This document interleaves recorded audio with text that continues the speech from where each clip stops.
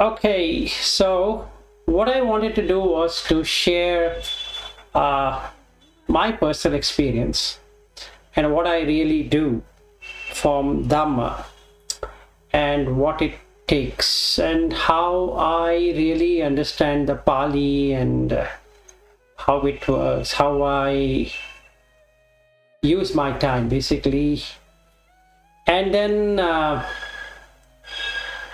try to see what works best for all of us. Meaning, should we know Pali is the first question. The answer is that no, you don't have to necessarily know Pali.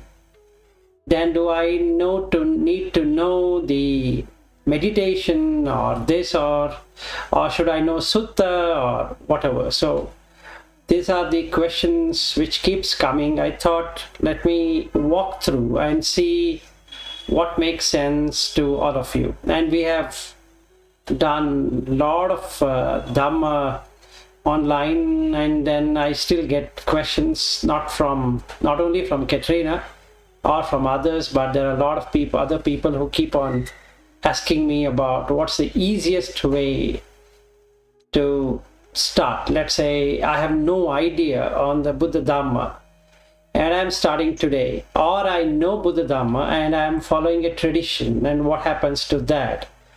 And I'm following Buddha Dhamma of Burmese or Sri Lankan or Indian or Cambodian or whatever it is. So whether it is Mahayana or Vajrayana or Navayana, which is Ambedkar, or Theravada or whatever, how can we really understand where we are heading to, and how does one know whether a person has already reached Sotapanna? This is the maximum questions what I get.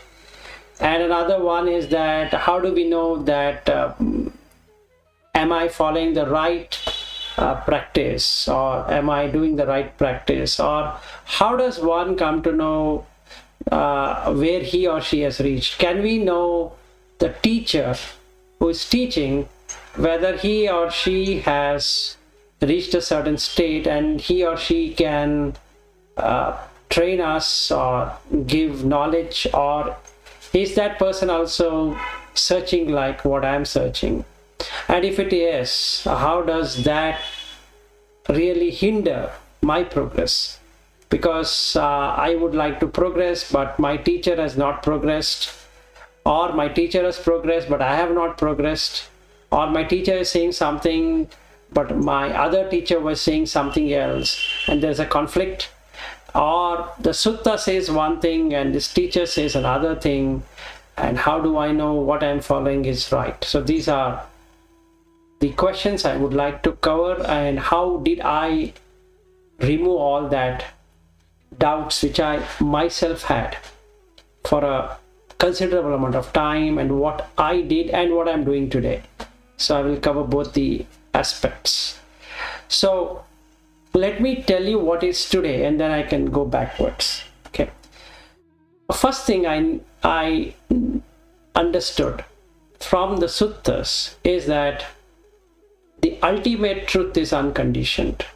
Okay, so that what I mean to say is that he talks about conventional reality and the actual reality, the two things what Buddha talks about. The conventional reality is what we name everything, we call everything, we make a place, we give a nomenclature, an understanding, and then we identify and we do something for a living, and then we are doing for our career or for family or for whatever we are talking about. And that is the conventional reality. The whole world, loka, is a conventional reality. And when we come to the actual reality, he says one is samuchi satcha. Samuchi means conventional, and paramata satcha. Satcha means truth, paramata means ultimate. So what's the ultimate truth? How do we define? So he says there is rupa, chitta, cetasika, and Nibana. These are the four things which are the paramata satcha. So rupa is the form, and form defined as four great elements and the four elements associated with that. Just like a earth element cannot stay without color. If you can see, if it's a table or a chair or a floor or whatever we see, if it is solid, it should have some color. So if it is Patavi, then there is Varna, which is color. And then there is Apo. If something is watery flowing, it should have some taste associated with it, which is true. Either you'll have a sweet taste, or you'll have a sour taste, or you will have a salty taste. So something should be there in that liquid. So if you take blood, if you take urine, if you take normal water or sprinkled water or soda or whatever, there is some taste to it. And if it is visible form, then it should also have a color, and it is having a color. So a third one is the heat element. So if there is something heating up, there's a heat element, there's a temperature. So Varna, Rasa, Gandha, Oja. So Ojas is that which provides the nutrient. So as soon as things are having a temperature, there is this potentiality for a nutrient. Oja is nutrient. So in everything we find, there's a temperature, and then you have the Oja, which is the nutrients. Then Gandha can come if it is Vayu. Vayu is air, and air carries the smell. So if we have a nose, and if we are smelling, it should come through air, and air carries the smell. So four of the primaries and four associated. Okay, so this is the Rupa. And then you have Chitta, the mind. What is mind? Now there is an explanation of what is mind in the Vibhanga. So there are 9 stages. We have covered that. But basically we don't have to worry about it. What we need to know is that Chitta is the pure light. A Vijnana is conditioned light. It's already having distortion. It's not clear. So as an example, when I see something, there's nothing as a naming, but the moment it names, there is a coloring to that consciousness, and then I consciously accept that this is a computer, what I am saying. So that is the Vijnana. So what he says is the Chitta, and then there is Chetasika. They call it as mental formation. There's no other English word to explain that, and we have to accept to the mental formation, which is true, or mental contents. There's another word what they generally use. And the final one is the Nibana. Now, what is Nibana? So, Nibana is defined as Asankata Dhatu. Dhatu is the quality, Asankata is unconditioned. So what we are trying to fetch or rather reach is unconditioned. That's all. So then we get 2. One conditioned, Sankata, and one unconditioned, which is Asankata. Now the Nibbana portion is Ragakhayo, Dosakhayo, Mohakhayo, Nibbana. That is devoid of Raga, Dvesha, Moha, or removal of Raga, Dvesha, Moha is Nibbana. Raga as in the desire to possess something. Dvesha as in a desire of not getting that what one wanted to possess. And the Moha is that what I want, I'm seeing that. So I need that very thing with me. And why that happens? And there is a definition of Moha given in the Abhidhamma, is that not knowing anicca, making it as Nitya, not knowing Dukkha, making that as Sukha, not knowing it as Anatta, making it as Atta, and not knowing it is Asubha, but making it as Subha. What I mean to say here is that when we say Anicca, it is called as impermanence. Yeah, one of the meaning is impermanence, but the definition what Buddha gives about Anicca is what arises and passes away every moment, where you cannot do anything about it. Just like he gives an example, a day arises and day passes away. The breath arises, breath passes away. The body arises and body passes away. And we can see it. The hunger arises and hunger passes away. And then if you have eaten, then it get digested and then it again passes away. So the whole thing arises and passes away. So if something is arising and passing away, it should necessarily be unsatisfactory or not to one's expectation, which is dukkha. Absolutely true. And nothing you can do or I can do or anybody can do, and hence it is anatta. But we find it as atta because we can add things up and then make it as yesterday, today and tomorrow. So I can say that, oh, yesterday I was doing that and today I'm doing this and tomorrow I'm doing that. Right? So now I have connected three things which really don't exist in that format. So that becomes a dukkha.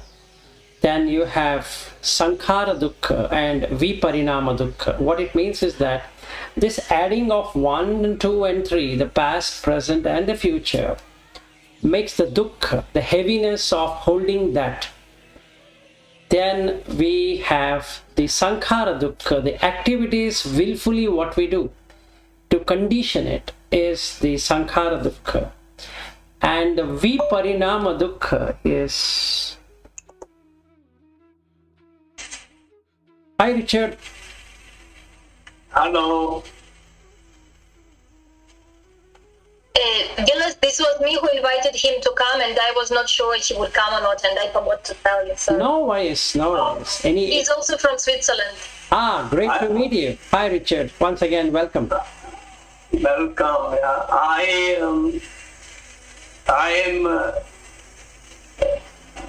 am listening on other channel. It's not Zoom. I was mistaken. It's okay. Okay. No worries. I am okay. Welcome. Thank you. Sure. You are excellent. I have hear your videos and I like it very much because it's nice to have teacher who see the actual reality and explain it. I never see such a teacher. They are all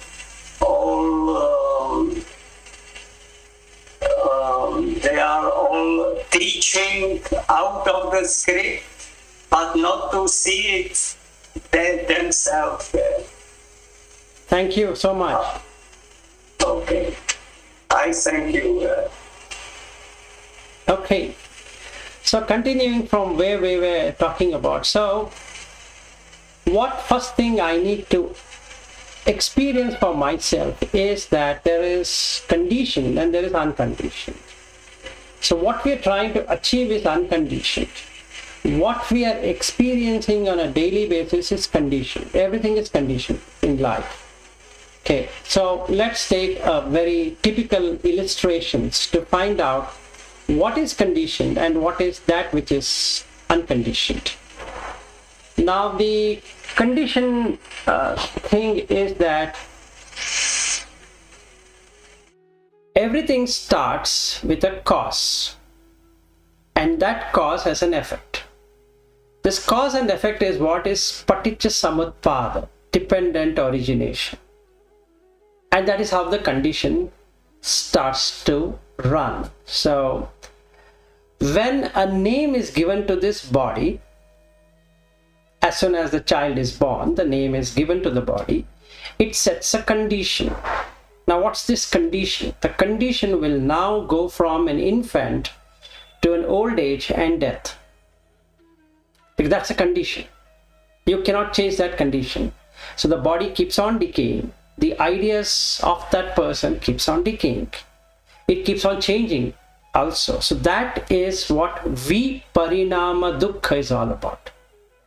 So we spoke about the dukkha of making the past, present and future. Then we are doing activities to make that which doesn't exist to exist. That is, the past of mine exists, the present exists, and the future should be existing in the way I think it should be existing. And this dukkha, viparinama dukkha, is something where I don't have any control. It can change in whatever way it can.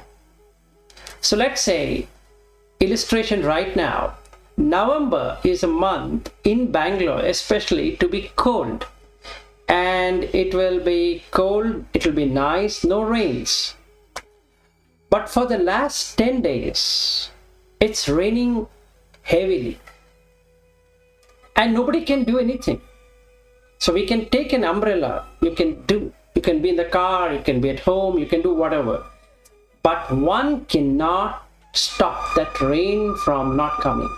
It looks very obvious, but there is a stress in the mind that I'm not able to do the things which I had always dreamt of doing. Okay, and that is dukkha. Okay, this is very simple, look obvious, but there are people who would worry over the rain. That why is it raining so much? This is not the time to rain.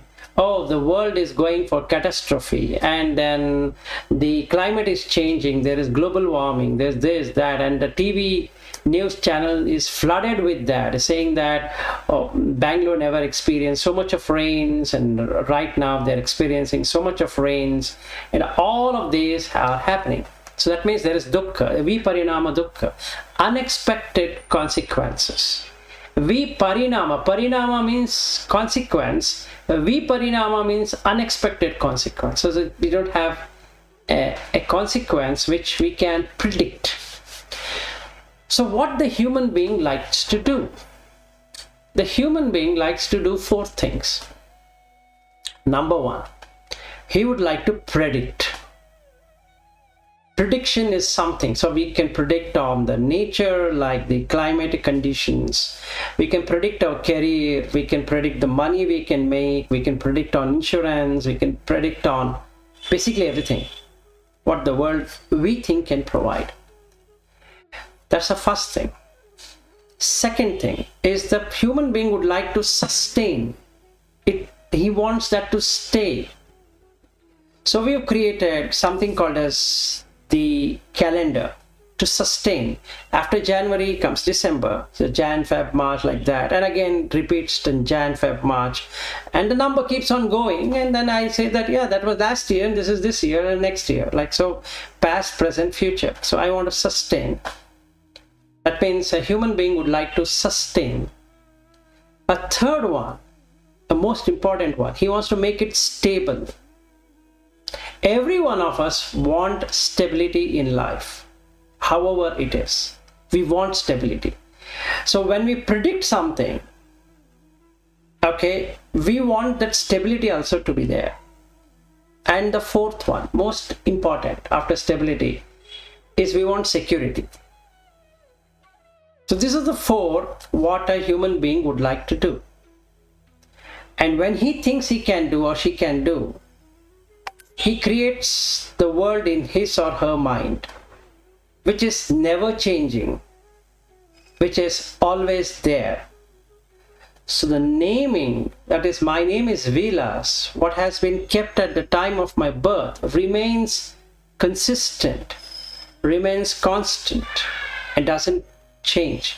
And that gives me a sense of relief, because it's stable, it is predictable, it is sustainable, and it is secure. I have a passport.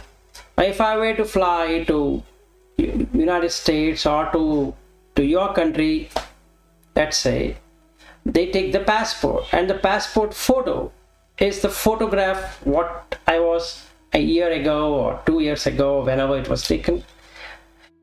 And that person looking at the customs, they was going to put a seal and say that, okay, enter. I'm stable. So for 10 years of my passport doesn't change.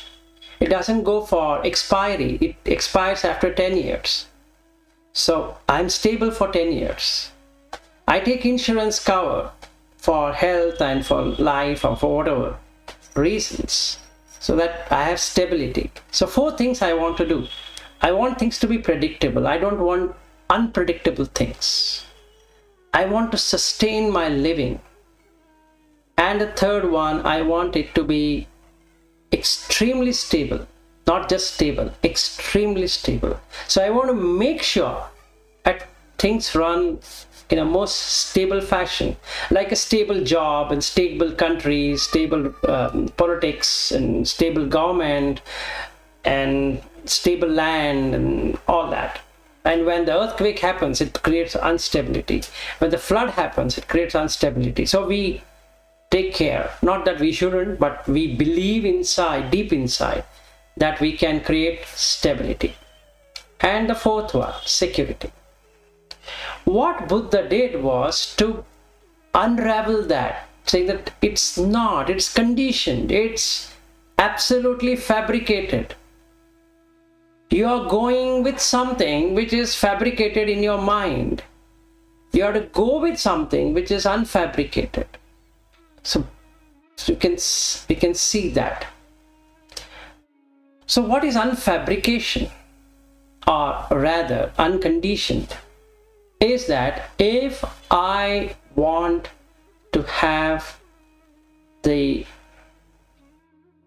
aspect of stability and security, these 2 things, I first need to have the raga, which is the desire to change A to B, because A is unstable and insecure, B is secured as well as stable.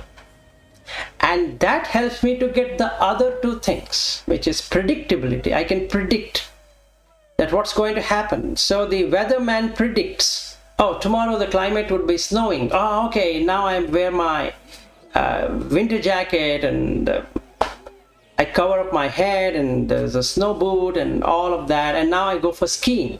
Alps, whether it is French Alps or Swiss Alps, beautiful to ski. So I create winter sports.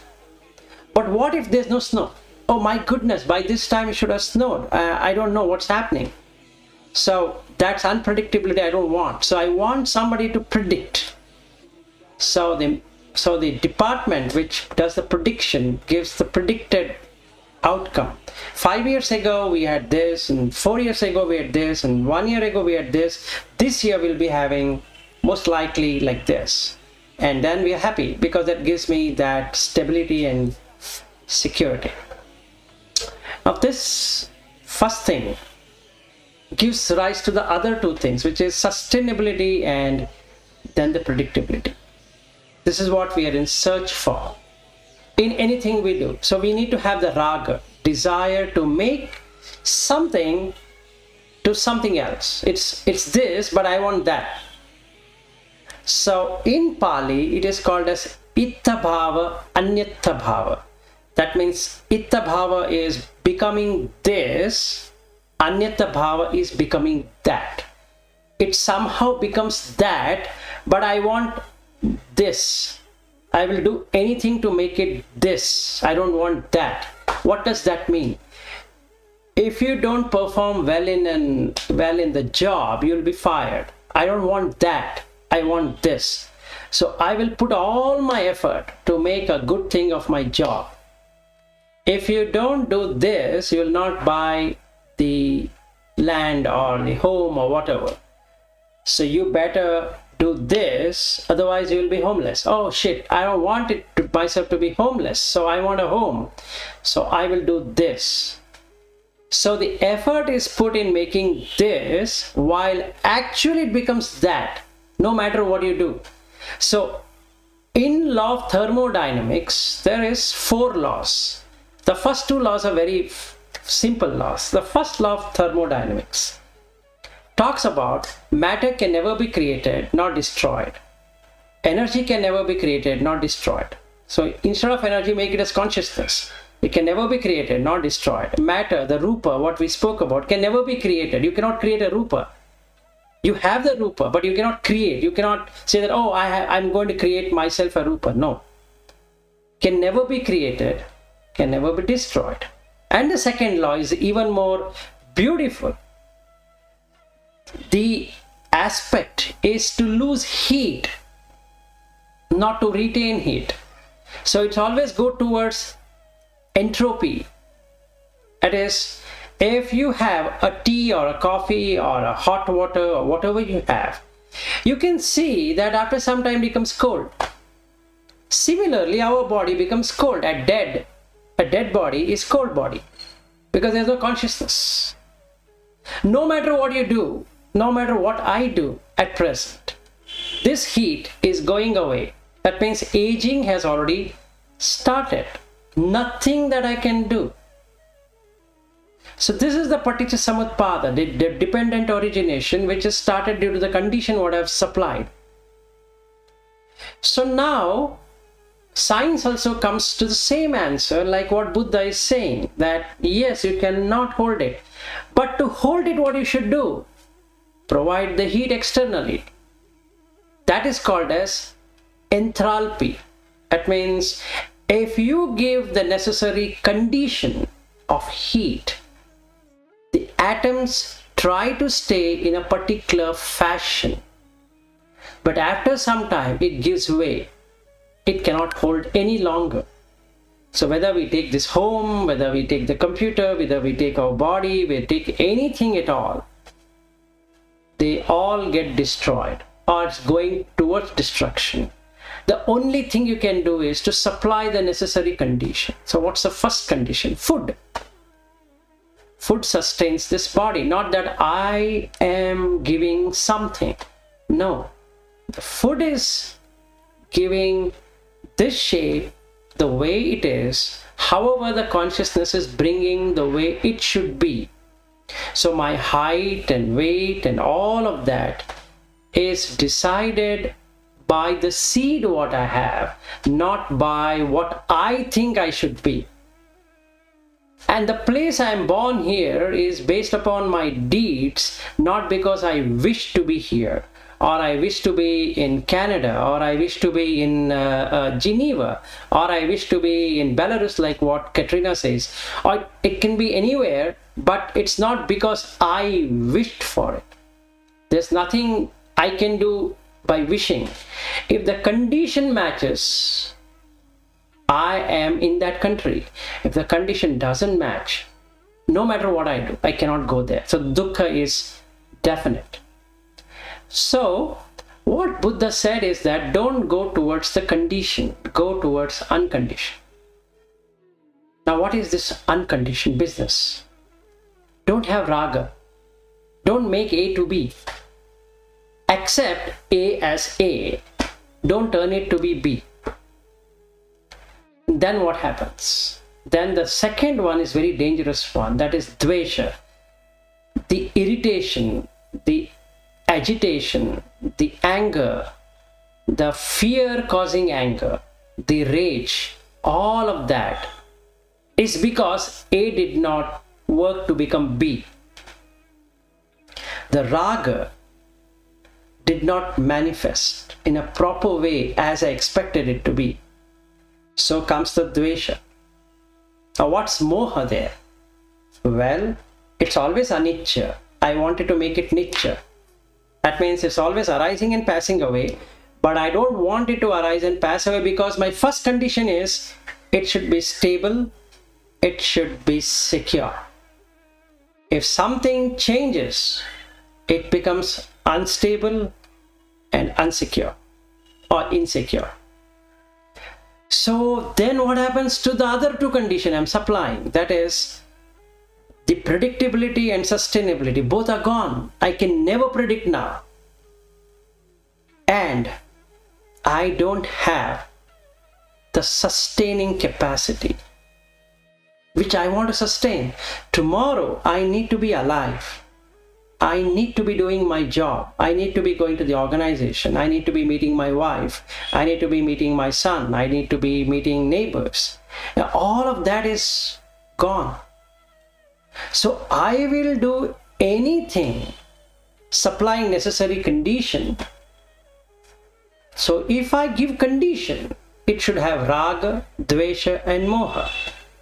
If I don't have conditions, unconditioned, then there is no raga, there is no moha, there is no, dvesha, there is no moha, which is Nibana. So basically now the question comes, how does I, or how is that I am supplying this condition? So he talks about nama and rupa. Very simple. One is the mind element, one is the form element. In the name element, I first recognize the form. There is a symbolization of the form and a conceptualization of what the form is. As an example, I don't recognize it as a laptop. I call it as an Apple laptop, or I can say MacBook Air, or MacBook Pro, or I can say Windows laptop. I don't say Windows laptop, I call it a HP laptop, or I'll say Lenovo laptop, or I'll say Dell laptop, or something like that. So the laptop gives so many different flavors.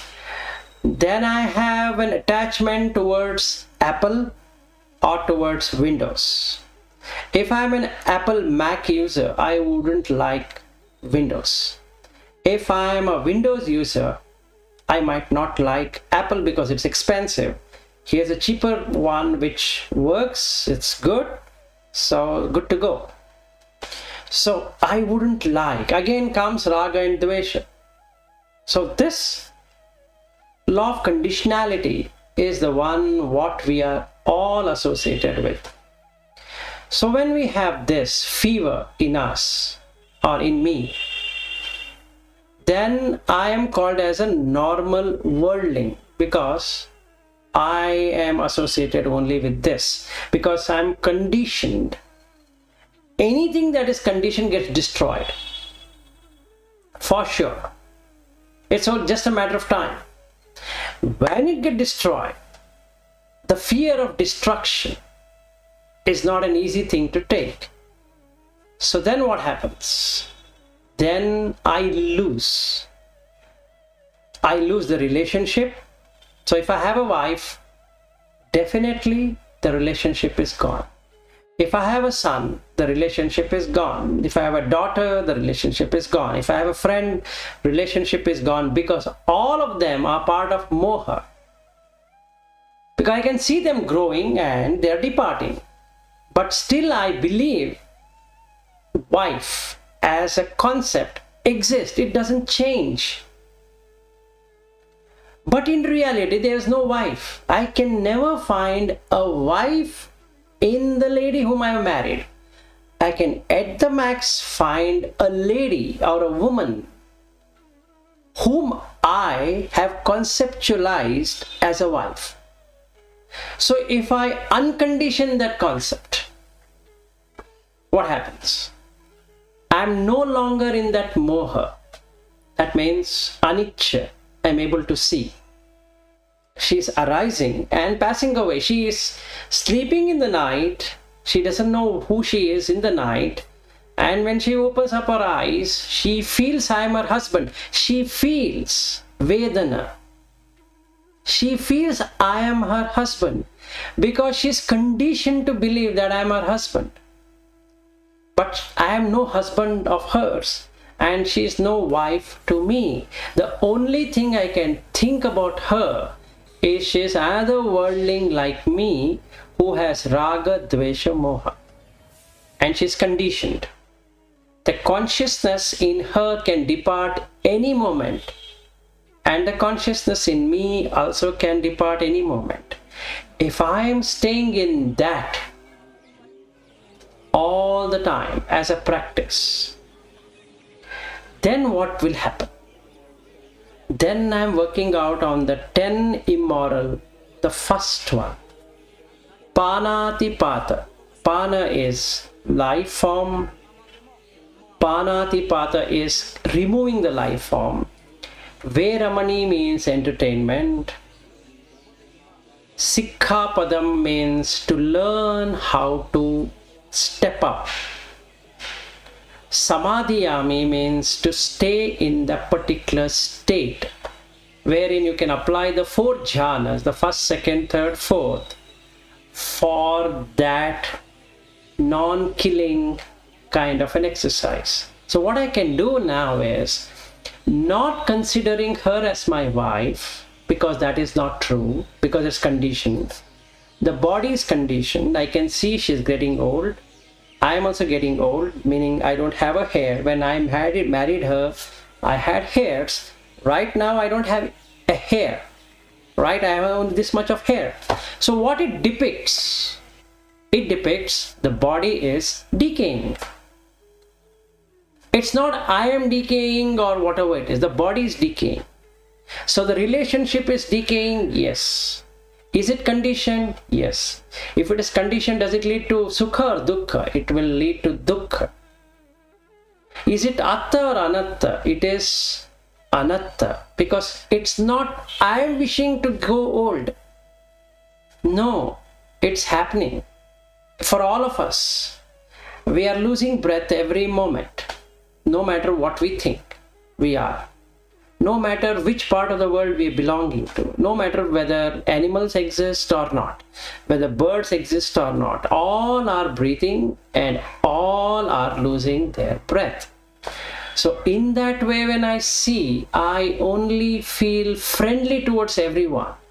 So I am now setting the first of the 4 viharas. That is the first one, metta. Because now I can see that everybody is losing breath. Every being is losing their body. Every being will go out of the system like this.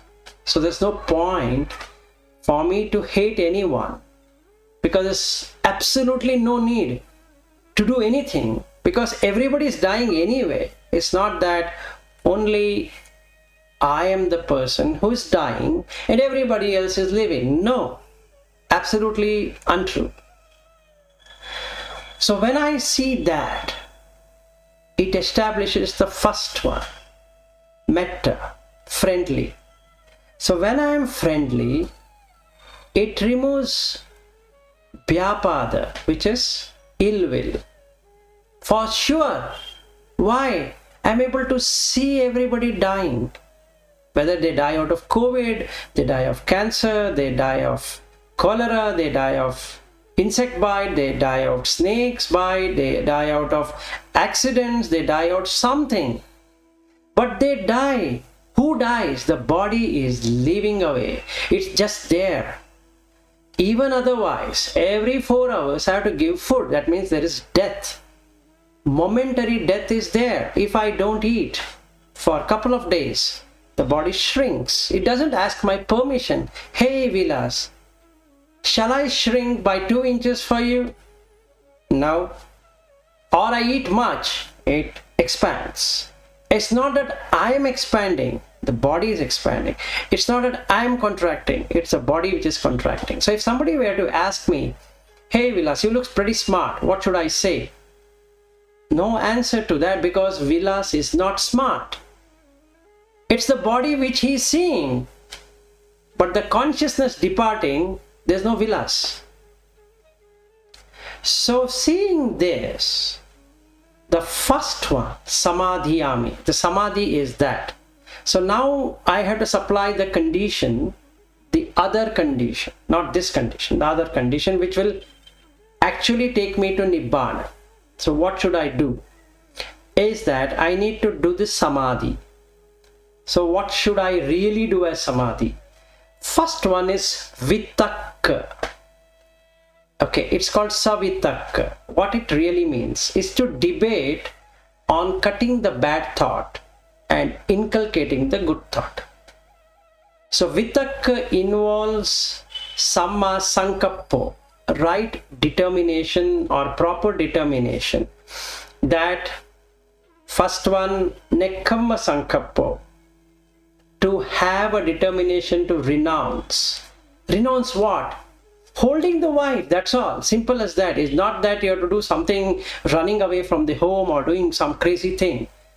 Drop the wife from the mind, because that is dying. Every day you can see. What's the point in I holding it? That is upadana. Leave it. Drop it. Then a vihimsa sankappo. Non-injury to what? To that being. By saying you look ugly, or your way of doing things are not good, and this is not good, and that is not good. Look at me, how good I am, how bad you are, all that. So vihimsa. A vihimsa sankappo. And the third one is abhyapada sankappo. That is not getting angry. What's there to get angry? What's there to get upset? Absolutely unfair. If somebody is blasting you for no reason, just watch it as somebody talking to you. You got talking, the sound is coming, and just observe the sound. Don't react to the sound. It's a sound. If there is a space, there would be sound. As simple as that. If there is earth element, then there is color. What you will do? See, I am having this color. Now what should I do? Should I take something and rub it so that I'll become like Richard? Crazy. It's foolishness. Accept what is there. No hair? No, I need hair. So I will do a hair weaving. Whom am I trying to fool? Myself.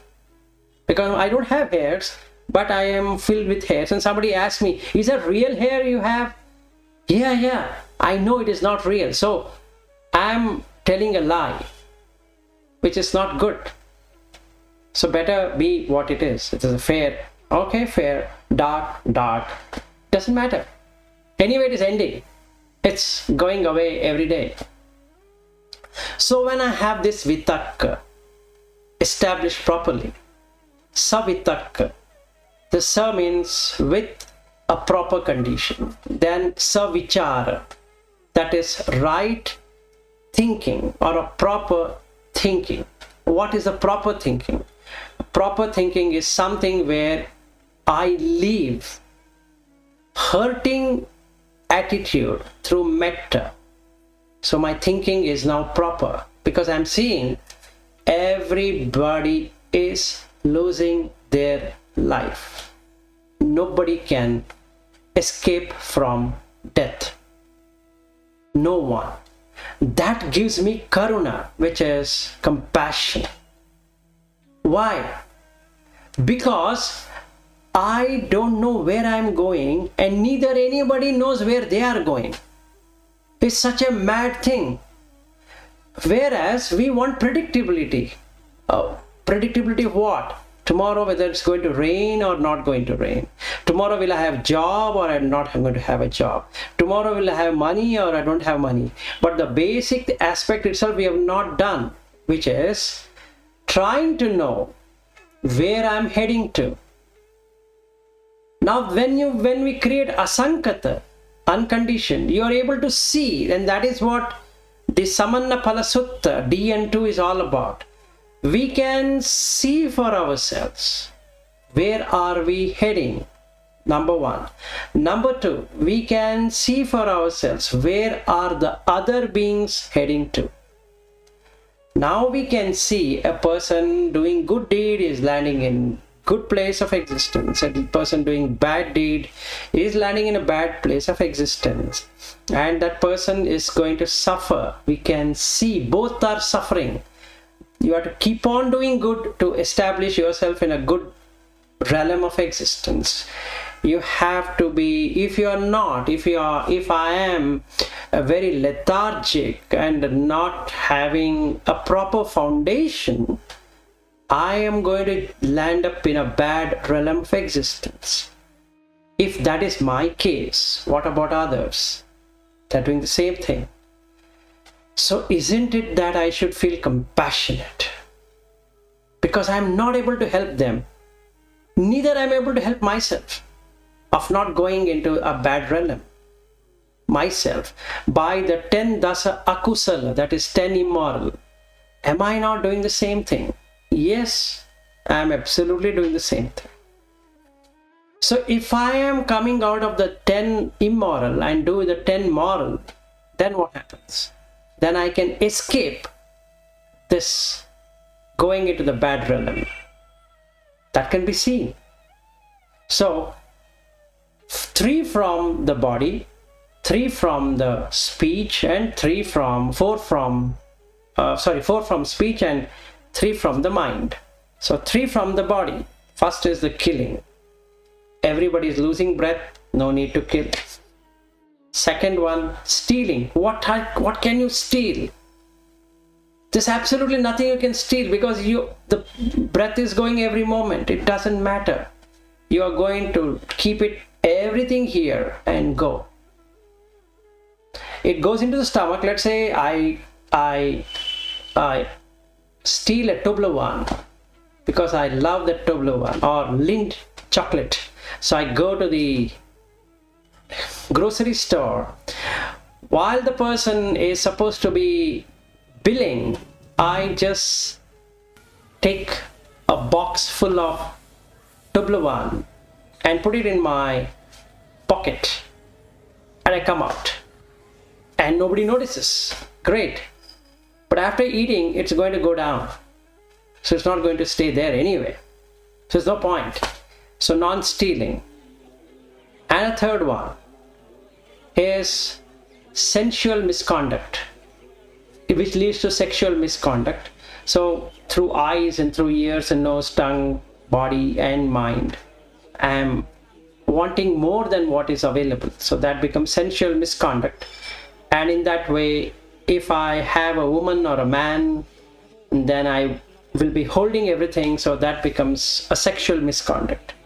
Then the fourth thing done through speech, that is the lying and slander, then harsh speech and casual talks, which makes no sense. All the 4 are waste. In fact, the first one, that is the lying, will make me not have a proper tongue to speak.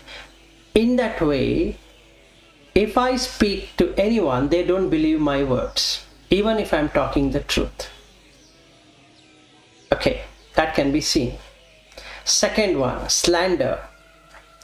If I'm doing slandering, it creates excess of heat in the body, because I have to think a lot to slander.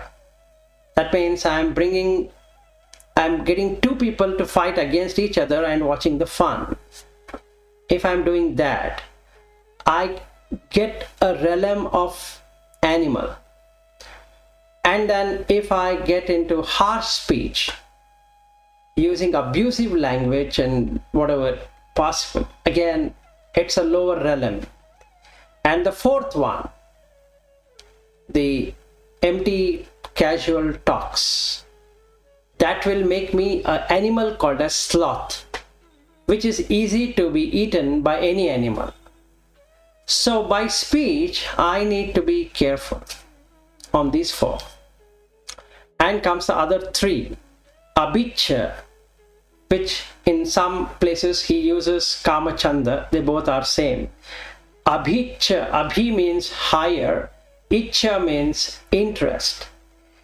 So very high interested in sensual possessions than what has been provided.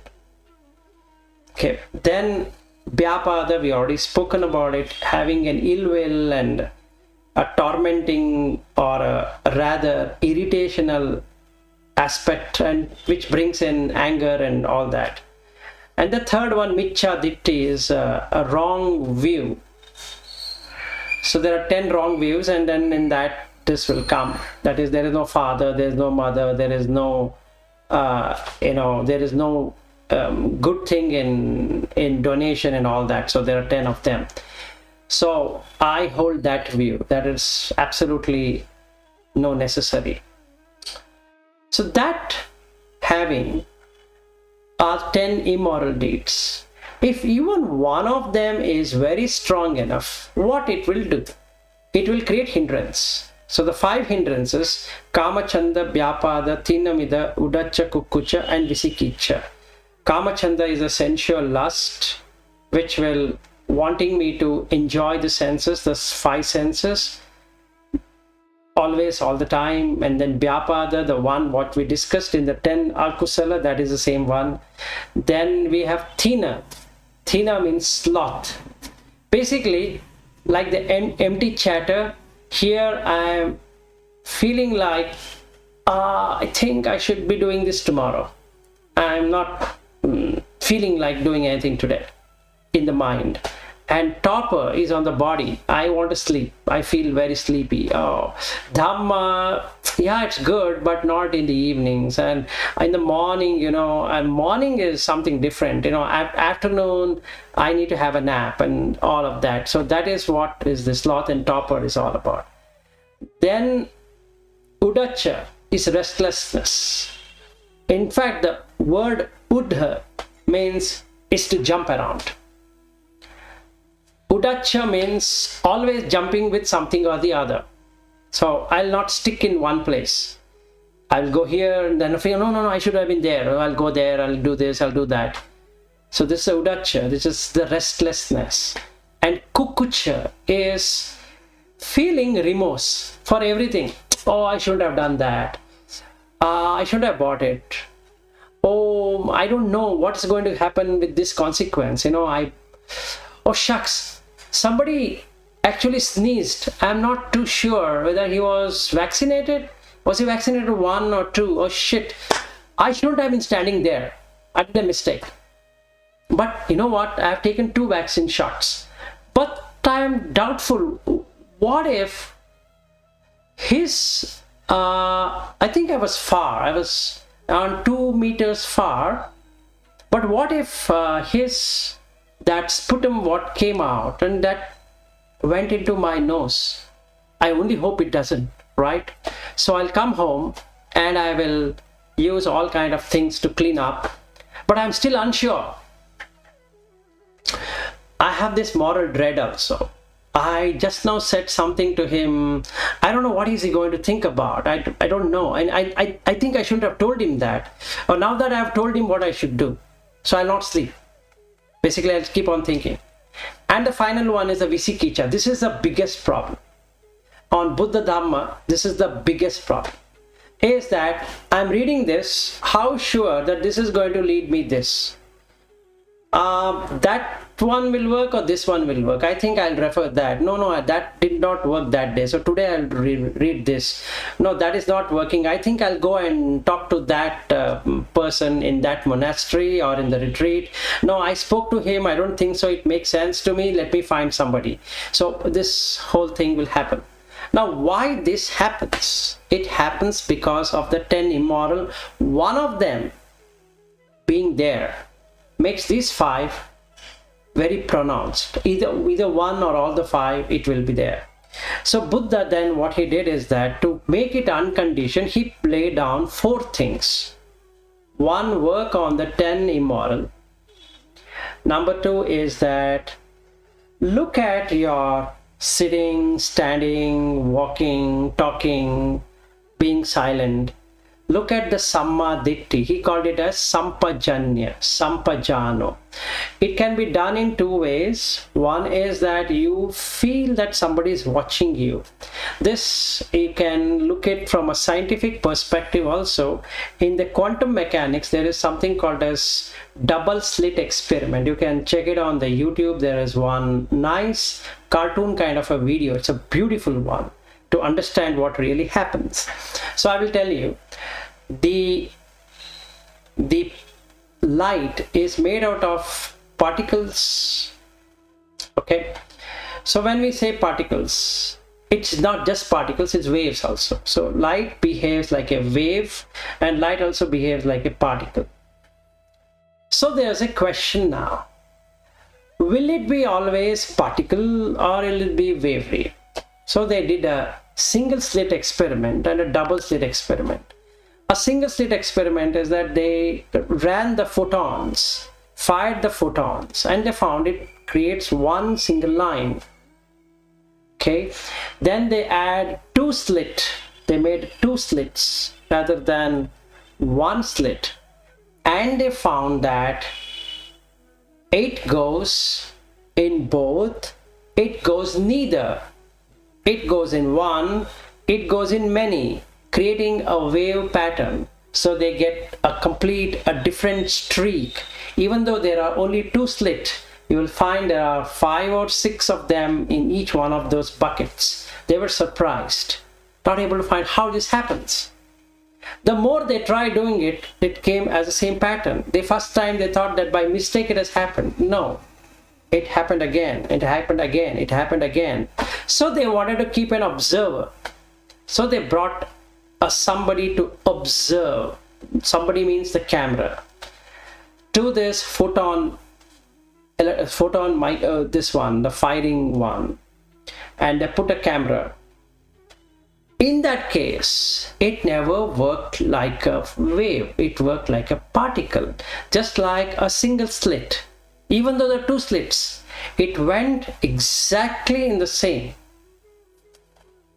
And this is what Buddha calls that if you have somebody observing you, we can see it in the malls or if we see, if there is a policeman, people become alert. If there is no policeman, nobody is alert, right? So in the same way, this also works. So what do you need to do? He said, bring in sampajanya. Observe with awareness. Treat it like a third person watching you. So there is Jina Panjara Sutta, and he says make the Jina Panjara. Jina means 1 over, Panjara means a cage. Put yourself in a cage covered by the Buddha and the team of disciples, and your face, treat it like a Buddha watching you from behind. Now try this stunt. When you're standing, be aware you're standing. When you're bending, be aware you're bending. When you're lifting your hand, be aware of. Now the question comes, what I should be aware of? Wow, super. Be aware of raga, dvesha, moha. 3 things. Are you lifting this hand? Yes, I am. No. Conventionally, yes. But in real sense, who is lifting the hand? It's a consciousness. Nobody else. It's a vijnana. That is what is lifting the hand. It's not that I am speaking. It's because of the vijnana, the voice is coming. What if the vijnana goes away?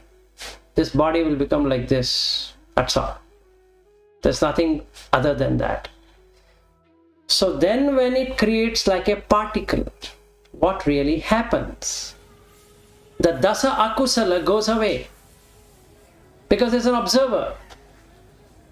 This is one way of doing. The other way of doing it, what Sariputta says in the Sammaditthi Sutta, it says that take any one of them and observe continuously from morning, evening, night, or whatever.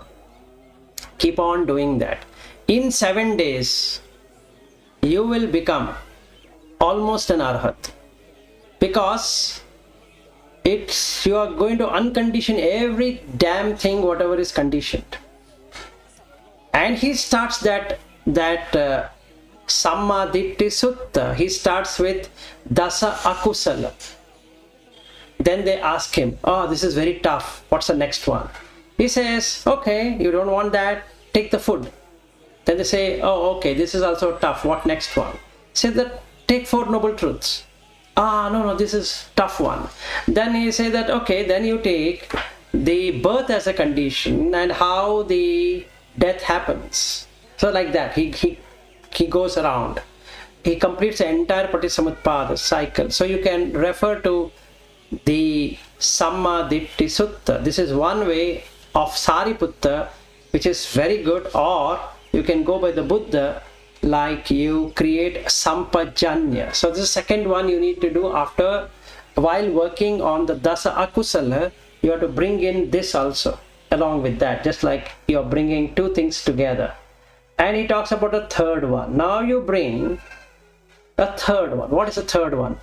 Who is watching the sight? Question that.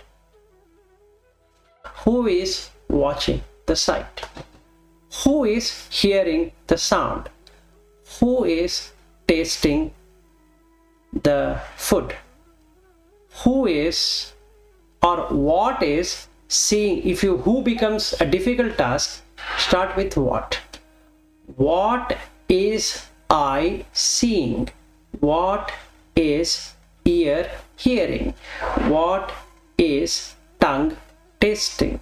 What is body sensing? What is nose smelling? What is mind thinking? 6. This is called as Indriya Bhavana. You look at what is happening. Now when I see the 4 of you, in that 2 of them don't have video, the 2 have video, what is that I'm seeing? It is just seeing. But if I get interested, that is the Vijnana.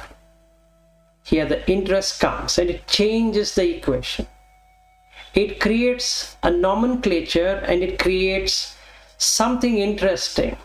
Watch that interest. You will get 3 things out of that interest. One is pleasurable, Sukha Vedana. Second one is painful, Dukkha Vedana. Third one is neutral, Adukha Asukha Vedana. It's the feeling what you get. Observe that. So when I observe, if I have raga, Dasa Akusala starts. If I have dvesha, again Dasa Akusala starts. If I have moha, anyway that is going to start. So this is the practice I need to be doing. This is the third one I need to be doing correctly. Okay, and the 4th one, working out on hindrance. So now 1 I brought, next to that 2nd one I brought of Sampajanya, then I brought the 3rd one, which is the Indriya Bhavana, or knowing the senses. What is the eye seeing? And that I'll do it for the whole day. In whatever I'm seeing and whatever I'm hearing, whatever I'm touching and whatever I'm tasting and whatever I'm thinking. I shouldn't be calling it as my sight and my sound and my taste. No. What is I seeing? That's all. There's nothing. If going deeper, you can remove what and put who. So then anatta starts. Then, because if I say I am seeing, it becomes atta. Now I see anatta. And this is what the Chakka Sutta, 6 ways. And that's another sutta. Only on Indriya. It only talks about the senses. It doesn't talk about anything else other than senses. And I'll be sharing that, so don't worry about it. I'll share you the sutta. So that one, if I were to practice, then the hindrances starts to drop, which I can see that the hindrances are dropping. So when I do these 4 things correctly, if I read the sutta, I will be able to understand its meaning, whether it is in Pali or English or Latin or whatever that language is, it doesn't matter. I need not be a Pali expert at all. I don't need to be, because it is quite understandable, because I'm not doing an intellectualization. Only in intellect I require that language. Now that's not required. It becomes intuitive on its own. And because of intuition, what you will get is the experience of what is there in the sutta. for yourself. And that is how you develop from Sotapanna onwards to reach Arhat. So the structure, first one, conditioned, unconditioned. Everything is conditioned, Nibbana is unconditioned. Now how do I reach there? I can see the condition means Raga, Dvesha, Moha. Unconditioned means without Raga, Dvesha, Moha. Now what I need to do is stop fooling myself and go to the unconditioned. How do I go to unconditioned? By getting rid of the 10 immoral deeds. Now how do I do the 10 immoral deeds? Watch it and bring in the metta bhavana, and that will remove many of it. Not just one or two, many of it will go away. Because there is nothing to fight. I am seeing that everybody is dying, everybody is losing their breath. A new breath is coming, and the old breath is going, and new is coming, old is going. I can see anicca nature in that, arising and passing away. So it's fearful. So I don't have to hate anyone.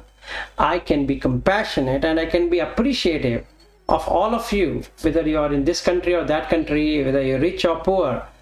We all are born as humans, which is the greatest thing we can give when compared to animals. So we can support ourselves. It doesn't matter whether I am this or that. It doesn't matter. So with that, the fourth one, upekha, equanimity, automatically draws in. When equanimity draws in the jhana, the fourth jhana is again equanimity. So I become equanimous, not going on one side which is raga, another side which is dvesha, and there is no moha, because I'm able to understand the anicca, dukkha, anatta, asubha nature in everything. Anicca as in arising and passing away, dukkha is that feeling of unsatisfactoriness, that non-fulfilled. The third one is anatta, that there's nothing you can do. And the fourth one is asubha, that means inauspicious. Why? Whenever I name someone as a wife or husband or this or that, I'm going to go away. It's going to turn inauspicious in one way or the other, sooner or later. So it's going to bring in tremendous amount of suffering, not just one suffering, tremendous amount of suffering, because it's conditioned.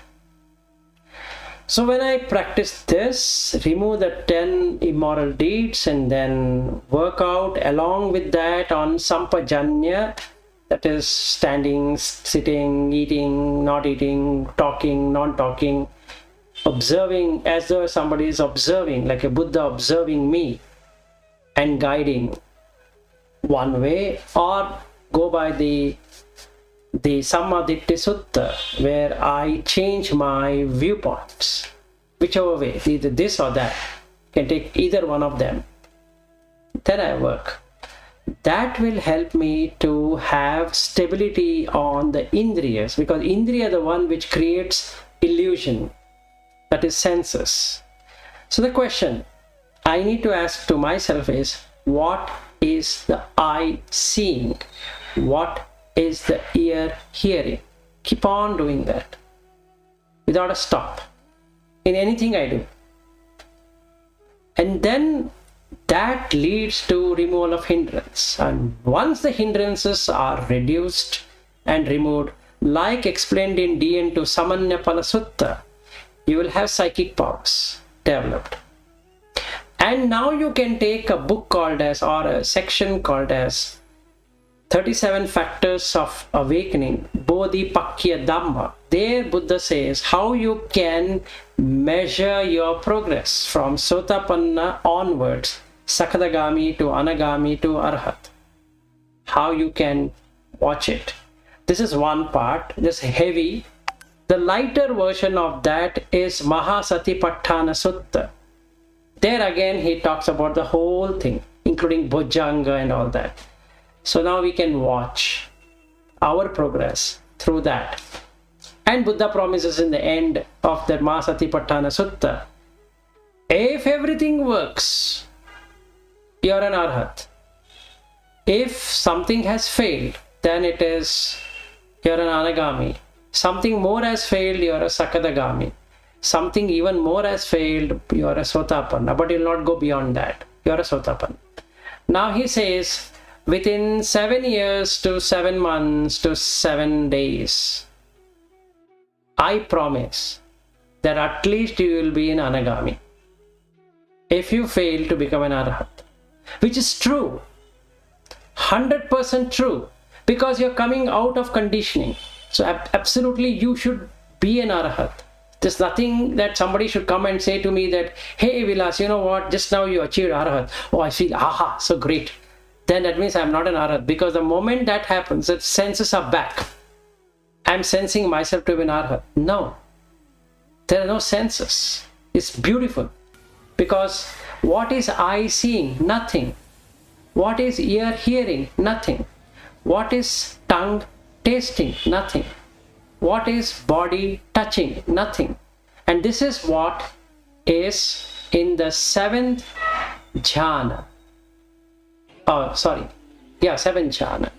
Is akinchayatana. Nothing in there. All the 6 senses have nothing in there. That's what you're going to experience. If you keep on practicing, or if I keep on practicing on what is eye seeing, what is ear hearing, what is tongue tasting, what is nose smelling, what is body touching, and what is mind thinking. Not mine, not yours. What it is doing. Finished. Because it brings in sampajanya again. Nothing will come. All your thoughts stops. All your identification stops. And the moment it happens, you will get into that hindrance removal. That's the last one. Toughest one is the hindrance removal. Especially the skeptical doubt. That going away, you become a Sotapanna. Immediate. There's nothing like it waits. Nothing.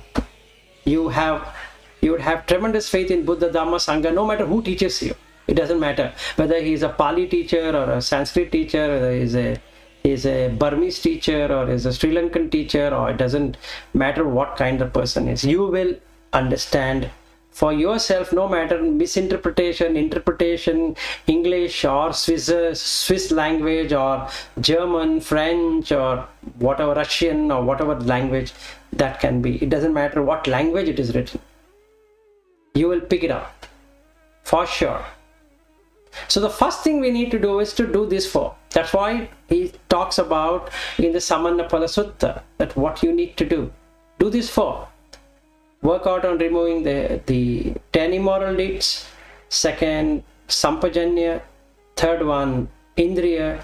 And the 4th one is hindrance, nivarna in Pali. So then varna, nivarna is like a curtain. So varna is a color. So the colored curtain is there in front of you. You're not able to see the real one. So the 5 things are curtain, the 5 curtains. So you remove curtain one by one, and then you can now visualize what the reality is, which is 4. Rupa, Chitta, Chetasika, Nibbana. So I will end my first session today, and maybe we can meet again tomorrow with any trailing questions, and I can continue on other steps using the sutta. What sutta if you read, what you will get there. Next sutta, what if you read, what you will get there. So it will remove your confusion on which sutta to do. And the third one we can continue is it really to do jhana, or you should require to do jhana? Is it required to do vipassana, or is it not required to do vipassana? Should you read the suttas, or shouldn't you read the sutta?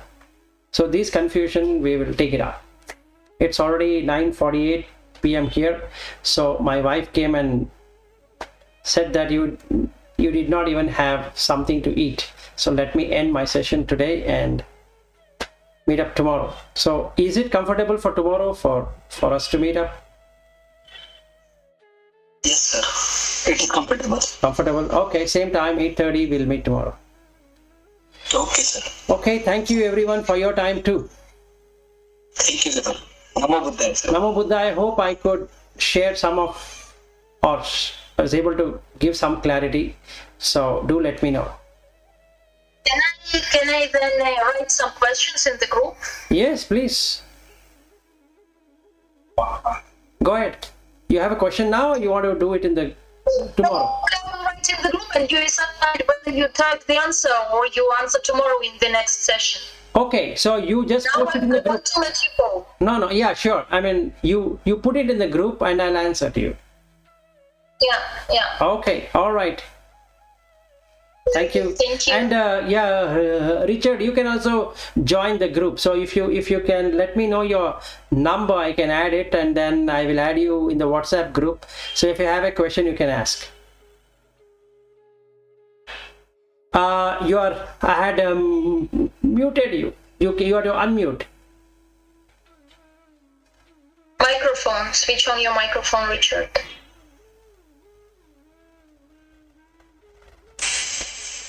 Yes, now it's okay. Yes, it's okay. I can hear you. I was reading some suttas and some